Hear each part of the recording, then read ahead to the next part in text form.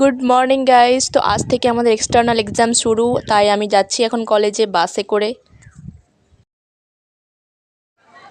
তো guys finally আমরা কলেজে চলে এসেছি। তো আমাদের যেই রুমে পরীক্ষা সেই রুমে এখন অলরেডি পরীক্ষা চলছে, আর আমরা তাই বাইরে বসে পড়াশোনা করছি। দেখতেই পাচ্ছ তোমরা, আমিও কিন্তু পড়াশোনা করছি। দেখো, এই দেখো, পুরো আমতলাতে সবাই বসে রয়েছে।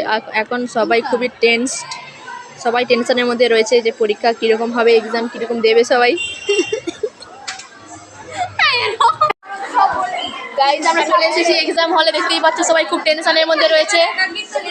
হ্যালো গাইস, আমার পরীক্ষা, আমি প্রচুর টেনশনে আছি। হ্যালো গাইস, ফেল করে যাব। গাইজ সবাই, আমিও ফেল করে যাব। বল গাইজ, তোমরা দেখতেই পাচ্ছ কি চলছে এখানে। এখানে হ্যাপ্লোলজি পুরো দেওয়ালে লিখে দিয়েছে।